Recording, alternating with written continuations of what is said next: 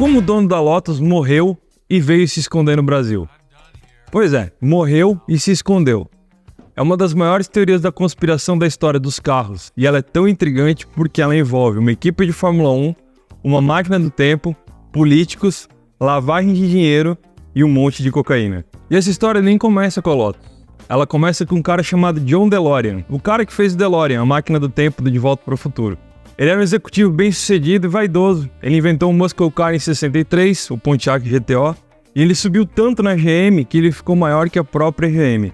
Por causa desse sucesso, ele criou uma imagem de executivo rebelde, tipo um rockstar dos carros. Ele parou de usar terno e gravata, só usava jeans e tênis, namorava modelos e atrizes de cinema e aparecia malhando nas revistas, estava sempre nas baladas da moda. Ele estava tão em alta na mídia e tão louco com esse negócio de imagem pessoal que ele decidiu que não precisava mais dos burocratas da GM e demitiu a GM. Na verdade, ele pediu demissão e falou que demitiu porque isso era mais marketing pessoal para ele. Agora ele ia fazer o próprio carro, o DeLorean DMC-12. Era um esportivo futurista, de aço inoxidável com motor V6 traseiro para concorrer com Corvette. Tem cara de vou fazer o carro do meu jeito, não preciso desses caras me ditando regra. E para fazer o carro, ele foi onde todo fabricante de carro vai quando precisa de dinheiro, conversar com o governo. Nesse caso, ele foi falar com o governo britânico. Não foi por acaso. Naquela época, em 78, a indústria britânica estava um caos. Ela era toda estatal e só fazia carro entre uma greve e outra. Um cara do naipe do John DeLorean querendo fazer carro no Reino Unido é tudo que o governo precisava para sossegar os grevistas. E foi assim que ele ganhou 100 milhões de libras para construir a fábrica da DeLorean. Ele só precisava fazer a fábrica na Irlanda do Norte e contratar 2.000 pessoas. Só que, quando essa grana caiu na mão do John DeLorean, ele achou que não seria um problema assim tão grande se ele usasse só um pouquinho dela para umas despesas pessoais. É lógico que isso era ilegal. O dinheiro foi dado para fazer a fábrica e desenvolver o carro, não para pagar a conta. Então ele precisava da ajuda de alguém. Por acaso, ele precisava terminar o projeto do chassi da suspensão do DeLorean. E por acaso, a Lotus fornecia esse serviço. E também, por acaso, a Lotus estava mal das contas.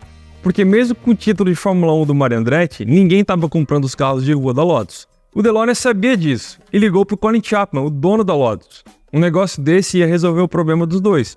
E qual era o esquema? O DeLorean, o cara, não o carro, contratou a Lotus para fazer o projeto. Ele ia pagar 17 milhões de dólares e o Colin Chapman tinha que devolver a metade. Na época, a legislação tributária do Reino Unido era uma loucura. Todo mundo tinha conta no exterior para fugir do imposto de renda. Jack Stewart tinha, o James Hunt tinha, os Rolling Stones tinham, os Beatles tinham, muita gente fazia isso. E o Colin Chapman também. Ele tinha uma offshore para receber dinheiro de patrocinador e pagar os pilotos. Não era ilegal, qualquer pessoa britânica podia ter uma empresa fora do país. Mas essa operação com a DeLorean era ilegal. Então ele usou essa offshore para receber e dividir o dinheiro. O contador da Lotus ganhou uma comissão e eles dividiram o resto em partes iguais. Deu pouco mais de 8 milhões para cada um. Só que o plano do DeLorean deu errado. Não o desvio do dinheiro. O carro deu errado. Primeiro, a Lotus teve que mudar o projeto do carro. Ele ficou 250 quilos mais pesado que o original. Depois, o V6 foi recalibrado para a lei de emissões da Califórnia e ficou só com 132 cavalos. Ele fazia o 0 a 100 em 20 anos. Era ridículo. A logística de produzir o carro no Reino Unido e mandar para os Estados Unidos também era cara demais. Era tão caro que com a mesma grana de um DeLorean dava para comprar um Corvette e um Chevette. Tô falando sério. O DeLorean era 8 mil dólares mais caro que o Corvette e o Chevette americano custava na época 5.500 dólares. Ninguém comprava o DeLorean. Chegou uma hora que a fábrica fazia mais carro do que vendia. E os boletos chegavam no fim do mês, o negócio estava ficando feio para eles. O que o DeLorean fez? Pediu mais dinheiro para o governo, claro. Só que já era 1982 e o governo do Reino Unido tinha trocado de lado. Saiu o Partido Trabalhista, que queria gerar emprego com incentivo estatal, e entrou Margaret Thatcher, a Dama de Ferro. Ela acabou com os grevistas e com a ideia de gerar empregos com dinheiro público. John DeLorean não ia receber mais nem um centavo do governo. Sem a grana, a DeLorean, a empresa, não o cara, entrou em processo de recuperação judicial e John DeLorean teve um prazo final para pagar os credores. Se ele não depositasse o governo britânico 17 milhões de dólares, a DeLorean ia fechar as portas. A ironia, né? 17 milhões de dólares. O mesmo dinheiro que ele usou no esquema do offshore. Só um milagre para ele salvar a DeLorean. E esse milagre aconteceu. O John DeLorean, por acaso, encontrou um antigo vizinho dele que era piloto de avião e que trabalhava para um pessoal da América do Sul. Ele foi procurar o DeLorean porque tinha alguns contatos e estava com uma oportunidade de transformar 2 milhões de dólares em 40 milhões de dólares. Como? Investido em ouro branco em pó. Ele só precisava pegar essa carga de ouro branco em pó num hotel perto de Los Angeles e repassar para os compradores logo depois. Quando? No mesmo dia que o prazo final do governo britânico. É claro que ele topou, né? Quem não ia querer transformar 2 milhões de dólares em 40 milhões de dólares naquela situação que ele estava? A gente não pode esquecer que o DeLorean era vaidoso, mas ele gostava de carro. O DeLorean era mesmo o sonho dele, o carro que ele queria fazer sozinho. Só que o DeLorean não sabia que o vizinho dele tinha virado um informante do FBI. O cara trabalhava no pessoal do DEA, o Departamento de Narcóticos. E ele usou o DeLorean para conseguir um acordo com os tiros e se livrar da prisão. Nessa época, os Estados Unidos estavam começando uma guerra contra as drogas. Era uma promessa de campanha do presidente americano Ronald Reagan. Um figurão que nem o DeLorean, preso por tráfico, seria uma baita de uma propaganda. Dizem até que rolou um esquema da Thatcher com o Reagan para pegar o DeLorean. Ela não gostou nada daquela história de dar 100 milhões para um americano fazer uma fábrica que não vendeu e não empregou ninguém. O DeLorean pagou o pó e foi preso em flagrante.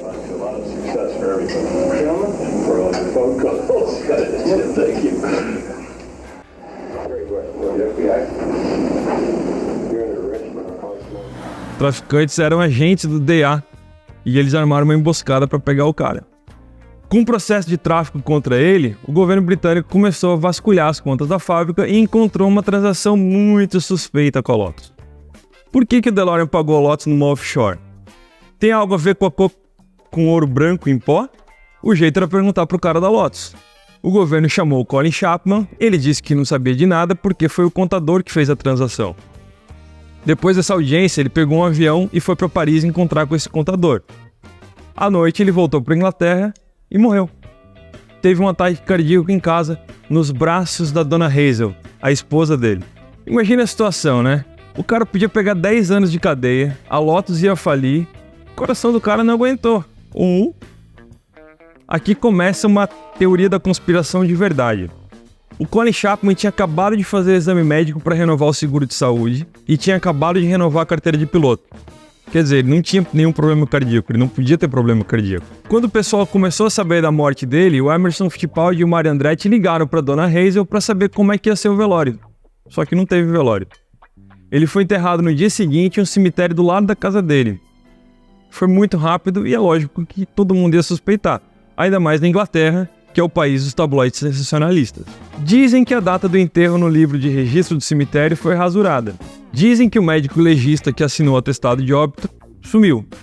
E dizem que o aeroporto local não tem registro do voo no dia da morte. O governo encerrou a investigação quando o contador assumiu a culpa na transação da offshore. Aquele contador com quem ele foi falar em Paris antes de morrer. Como o Colin morreu, não dá para punir um morto, o processo foi concluído e o contador foi preso por 4 anos. O dinheiro nunca apareceu. Mas tinha alguma coisa estranha nessa história. O cara morre relativamente novo, sem problema de saúde, depois de prestar um depoimento em um processo que ia colocar ele em cana por 10 anos e quebrar a Lotus. Se ele morreu para se esconder, para onde ele foi?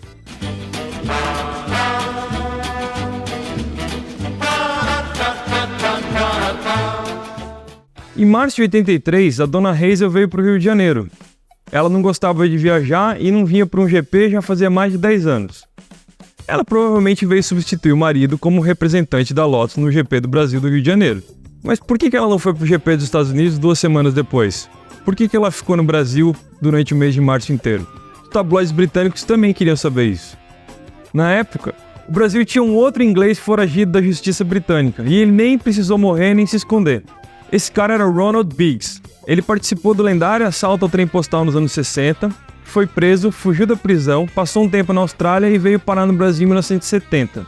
Os tabloides descobriram ele no Rio de Janeiro, mas como o Brasil não tinha acordo de extradição com o Reino Unido, ele ficou por aqui, livre e solto. Ele até ganhou uma boa grana com o sucesso do filho dele, Mike Biggs, no Balão Mágico. Pois é, o Balão Mágico. E tem mais.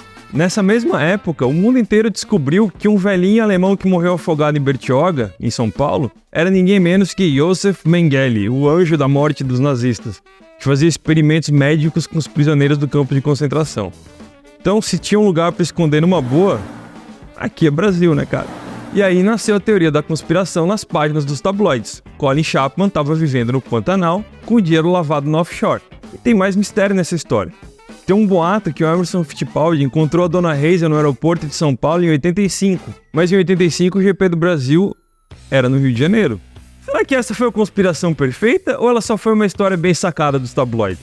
Bom, quem é brasileiro e conhece o Brasil, eu não arrisco a dar um palpite não. O Colin Chapman teria, ou será que ele tem, 95 anos. Se a teoria não for só teoria, ele pode estar vivo em algum lugar do Mato Grosso. Quem sabe a verdadeira identidade de um velhinho pantaneiro não aparece nos próximos anos, né? Esse vídeo é uma versão bem resumida dos fatos, e ele foi baseado numa série de matérias que a gente publicou no flatout.com.br. Se você quer saber mais, conhecer mais histórias como essa, é só acessar assine.flatout.com.br e escolher um dos nossos planos. Além dessas histórias, a gente tem mais de 10 mil matérias publicadas, guias de compra, ensaios exclusivos, vídeos exclusivos, e a sua assinatura também ajuda a gente a produzir mais vídeos como esse. Dá para ler o livro e assistir o filme.